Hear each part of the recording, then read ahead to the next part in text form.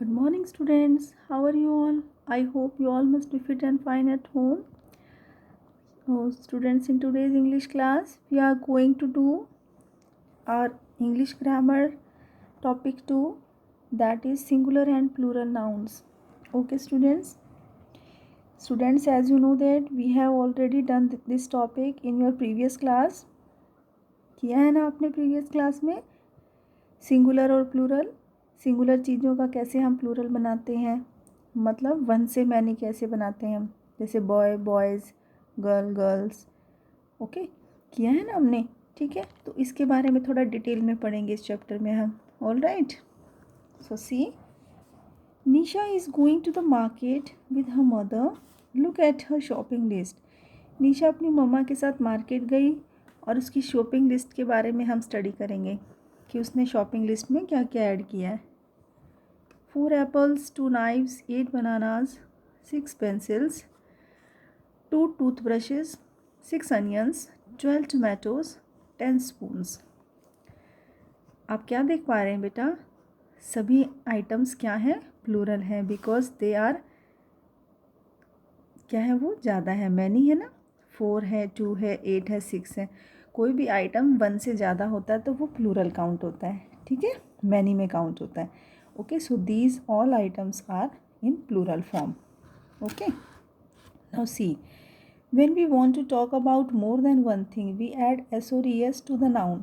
हमने अपनी पिछली क्लास में भी पढ़ा था ना, जब हमें एक से ज़्यादा चीज़ें बनानी होती है तो हम क्या करते हैं, उस वर्ड के एंड में s और es ऐड करते हैं प्लूरल बनाने के लिए. ठीक है, तो देखिए, 1 एप्पल से क्या बना, 4 apples.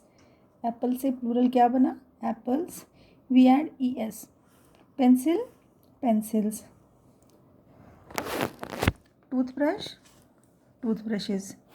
Tomato, tomatoes. Okay, but there is a simple rule in English grammar that if a word ends in s, sh, ch, x and z, अगर आपका कोई वर्ड इन लेटर से एंड होता है, then add es to make plural. तो उसका plural बनाते वक्त हम es ऐड करते हैं. ओके, सपोज sh है तो हमने क्या ऐड किया यहाँ पे प्लूरल बनाने के लिए, es. ओके, जैसे आपका बॉक्स है, पीछे क्या आया, लेटर x, तो इसका प्लूरल क्या बन जाएगा, boxes. Glass, glasses. Church, churches. Okay, now see, apple, pencil, toothbrush and tomatoes are singular nouns.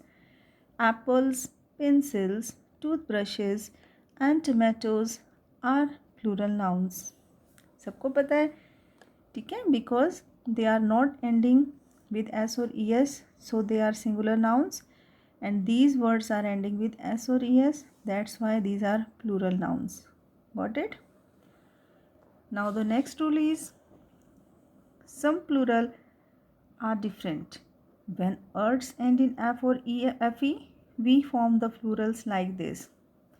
अगर आपका कोई वर्ड f और fe से एंड होता है, suppose life, wife, knife, shelf.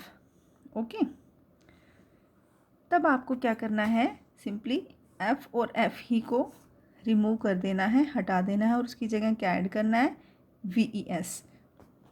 सी, शेल्फ, f को हम रिमूव कर देंगे, f की जगह हम क्या यूज़ करेंगे, v, जब हम उसका प्लूरल बनाएंगे, और es आपको प्लूरल बनाने के लिए ऐड करना ही है.